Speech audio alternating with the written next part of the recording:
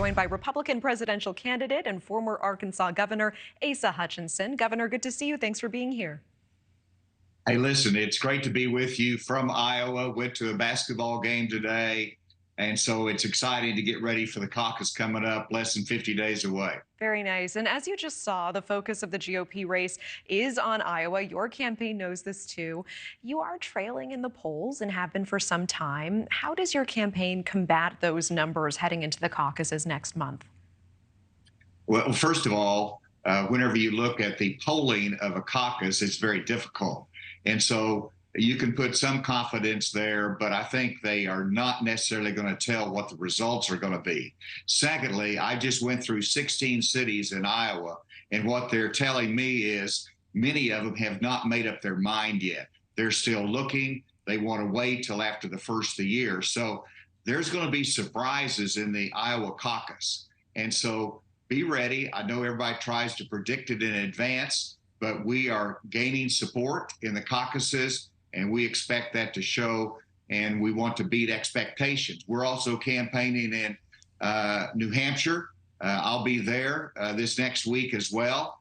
We're filing in Tennessee. We're filing in Massachusetts. And so we're not just focusing on one area, but the long haul in this race, because that's what's going to determine the outcome and who the nominee is. I hear you. And one of your opponents, Chris Christie, actually told NewsNation's Chris Cuomo this week that the polls right now don't matter because the caucus outcome may be different. Is that basically your take on the polls as well?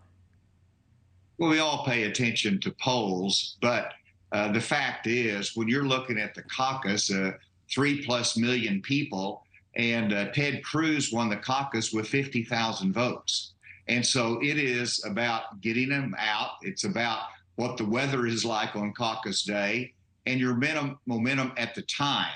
And this is not something that's national media. It's not something that mega donors are going to decide down in Florida. It's going to be in the diners and the coffee shops, making the case about who can best help our farm economy here in this state. I grew up on a farm.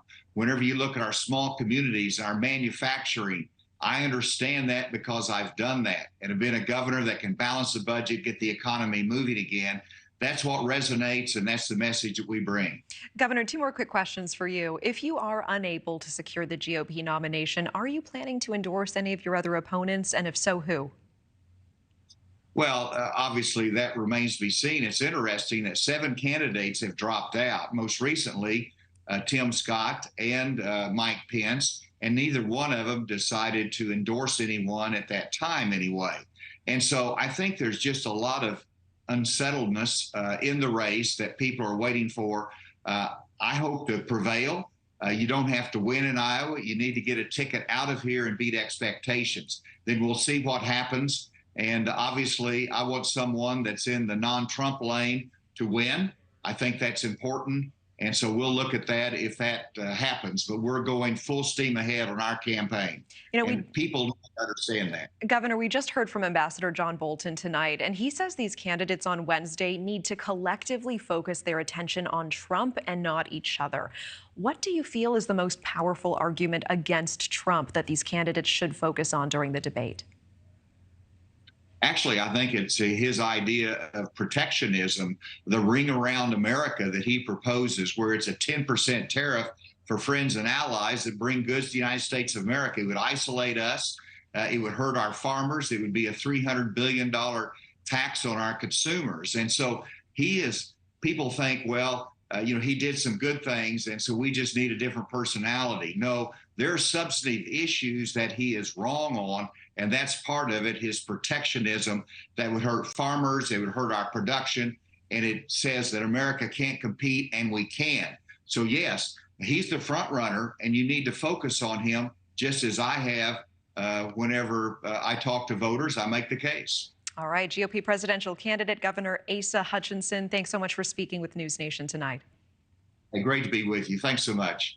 And as we mentioned, don't forget next Wednesday, December 6th, the News Nation is your home for the next Republican primary debate. The GOP presidential candidates will square off in a live primetime event at the University of Alabama. SiriusXM's Megyn Kelly and News Nation's own Elizabeth Vargas will moderate the 2-hour event in partnership with the Washington Free Beacon. The News Nation Republican primary debate live from the University of Alabama airs this Wednesday, December 6th, 8 p.m. Eastern, 7 Central. Don't miss it. Thank you for watching. Go to newsnationnow.com to find News Nation on your television provider. And don't forget to click the red subscribe button below to get more of News Nation's fact-driven, unbiased coverage.